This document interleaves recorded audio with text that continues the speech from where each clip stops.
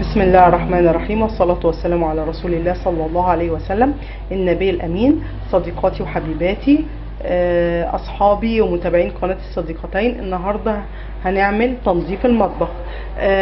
أول جزء في تنظيف المطبخ لازم يكون معايا مكون للنظافة عالي جدا. ليه؟ لان المطبخ دوت بيبقى فيه دهون، ولازم ان انا اشتغل في نظافة المطبخ اسبوعيا. ما ينفعش ان انا يعني كل شهر او كل شهرين، لا، لازم ان انا بشتغل اسبوعيا بشكل مستمر في المطبخ، طبعا بجوار النظافة اليومية. فاول حاجة انا بعملها بجيب مية، تمام. انا حطيت فيها معلقتين كبار ملح طعام، تمام. وحطيت باقي كيس كبير اريال عندي قبل ما ارميه اهو، ماشي. فانا دلوقتي معاكم هكمل ده اول مكون، الملح الطعام والميه، تمام.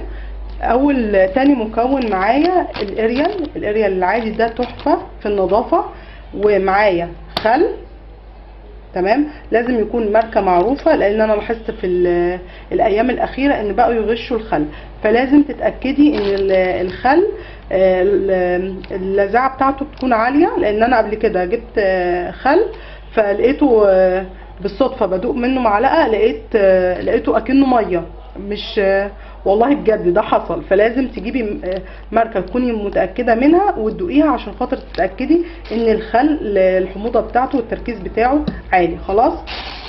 طبعا كربونات الصوديوم، وده مكون اساسي. كده ادي مكون، ادي 2، ادي 3، ادي 4، وادي اخر مكون اللي هو الايه، الكلور، تمام. معلش انا اسفه، هحط المكونات دي كلها في الميه وهوريكم ان شاء الله بعد ما حطيناها في الميه. هحطها معاكم. اول حاجه اهو مكيال اريال عادي. تاني حاجه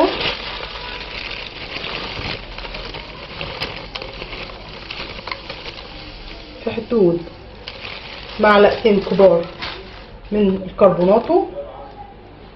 3 بحط شوية خل، وبكون حذرة لان هو المفروض ان هو بيتفاعل مع الكربوناتو، وفعلا عمل رغوة اهي،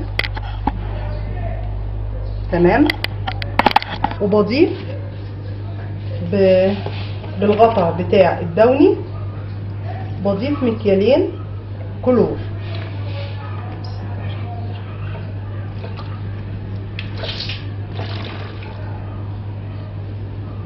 تمام.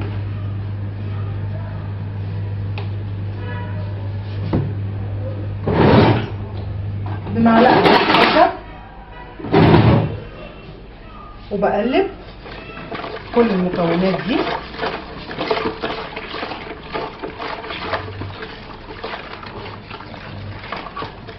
في واحده هتقولي طب انت حطيتي ملح الاكل ليه الاول؟ انا بحب اما اجي انضف حتى لو انا همسح بميه بس ان انا بحط ملح، لان الملح بيبعد الطاقه السلبيه من المكان، تمام. وهنبدا طبعا بستخدم سلكه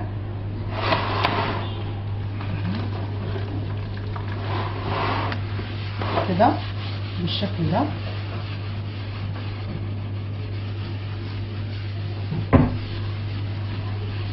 وانا بدعك الرخامه. بصوا يعني كل حاجه، انا هبعد الطبق شويه. كل حاجه يا حبايبي كانت في الرخامه، ما شاء الله لا قوه الا بالله العلي العظيم. يعني ده منظف قوي جدا جدا جدا.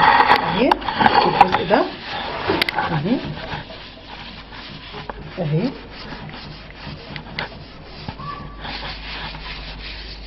بدعك بردك السيراميك بالسلك اللي هو العادي الناعم مش الخشن، تمام. لو انت طبعا عندك دهون قديمه يبقى لازم تجيبي السلك اللي هو الخشن عشان خاطر يبقى ايه، يشيل الدهون بسهوله. وهرجع لكم بعد ما انضف الرخام. وبكده يا حبايبي انا نضفت السيراميك اللي فوق المطبخ تمام اهو خلاص، ونضفت الرخامه بتاعه المطبخ. الخلطه دي لازم تشطفيها كويس جدا، ما ينفعش فيها حته قماش او فوطه مطبخ ان انا ابلها واقعد امسح وكده، لا لازم بتجيبي حبه ميه كويسين وتبداي تمسحي بيه، يعني تبداي تنطري الميه على الرخامه، لان الخلطه ديت بتعمل رغوه حلوه جدا، وفي نفس الوقت يعني دوت المفروض ان ديت النظافه ديت النظافه الاسبوعيه بتاعه المطبخ، فما ينفعش اللي هي النظافه اليوميه اللي انا بشتغل بيها بالفوطه وان انا اعصر الفوطه وارغيها وكده اهوت، لا لازم عشان خاطر الرخامه توصل معايا للنظافه ديت ان انا اساسا ان انا بغسل بدعك كويس جدا بالخلطه اللي احنا قلنا عليها في الاول، بدعك بيها كويس وبالسلكه تمام، وبعد كده هو بصب عليها ميه وبعد كده بمسح كويس بالفوطه بوصل للنتيجه ديت. السيراميك اهو ما شاء الله لا قوه الا بالله مفيش اي دهون فيه تمام. وبعد كده اهوت انا هبدا في الرخامه الثانيه ان شاء الله اللي هي جنب الحوض دلوقتي. بسم الله الرحمن الرحيم. ورجعنا لكم دلوقتي. المفروض ان انا هغسل الرخامه بتاعه الحوض. قبل ما اغسل رخامه الحوض يا بنات انا لازم اغسل السيراميك تمام. انا كده غسلته السيراميك اللي هو فوق الحوض بالظبط، لان ما ينفعش اغسل الرخامه من غير ما اغسل السيراميك دوت. طب انا غسلت السيراميك ده ازاي؟ انا اخدت معلش انا ما عرفتش اصور الجزء دوت تمام. انا جبت شويه من الخلطه اللي انا عملتها وحطيتها في جردل، وجبت اللي هي ديت اللي احنا الزعافه اللي احنا بنزعف بيها تمام، وبقيت اخد من الخلطه ديت بالزعافه بالراحه خلاص، وادعك تمام الجزء ده كده، يا رب الكاميرا تكون كده تمام. وبعد ما خلصت دعكه خالص رحت شطفت اللي هي الزعافه ديت، شطفتها كويس جدا جدا بالميه، وبدات امسح تاني السيراميك، فبقى بالوضع ده. يا رب الكاميرا تكون مبينه، انا حاسه ان الصوره مش واضحه قوي تمام، بس ما شاء الله لا قوه الا بالله السيراميك عندي نضف بقى زي الفل تمام. عايزه تنشفي بقى السيراميك هتحطي فوطه تكون قديمه عندك على الزعافه ديت تمام، وهتمسحي بيها هيبقى السيراميك عندك زي الفل كده. انا هبدا اشتغل في السيراميك اسفه في الرخامه الخضراء بالخليط بتاعي. خلاص انا كده نضفت السيراميك بتاع المطبخ اللي فوق الحوض والرخامه بتاعته. هلعب كده بالخلطه بتاعتي، ولو في جزء من السيراميك فوقيه على طول فيه دهون طبعا تمام بدعكه بالسلكه كويس خلاص اهو تمام، بدعك كويس جدا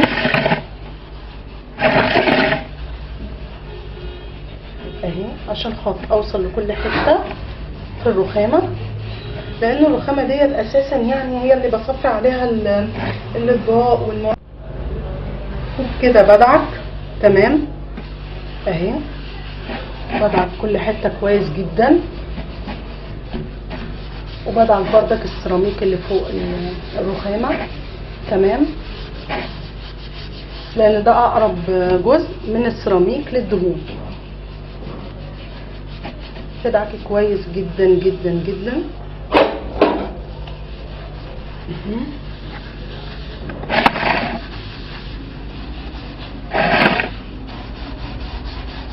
خصوصا الاجزاء دي يا بنات ودي تمام اللي فيها اللحامات ديت اكتر مكان لازم ندعك فيه وننضف فيه، لان دوت ممكن يتكون فيه التكلسات تمام والدهون، فلازم ان انا بدعكه كويس جدا بالخلطه دي.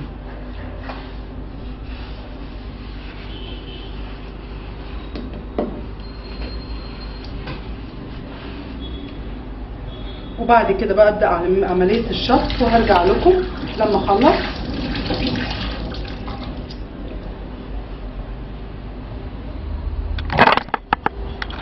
وبكده يا حبايب قلبي غسلت السيراميك وغسلت الرخامه بتاعه الحوض وغسلت الحنفيه بتاعتي وغسلت الحوض تمام، بقت بسم الله ما شاء الله لا قوه الا بالله زي الفل. لاحظوا كده لون الحنفيه ما شاء الله لا قوه الا بالله العلي العظيم، الستانلس بيبرق تمام. الحوض ما شاء الله لا قوه الا بالله العلي العظيم. الخلطه دي جميله جدا جدا لنظافه سيراميك الحمام وسيراميك المطبخ حتى سيراميك الارضيات، وبالنسبه كمان للرخامه، وممكن تستخدميها بس مخففه بالنسبه للاخشاب او للمطبخ العادي. ويا رب اكون وصلت المعلومه، وما تنسوش تعملوا لايك وسبسكرايب للقناه، ومع السلامه.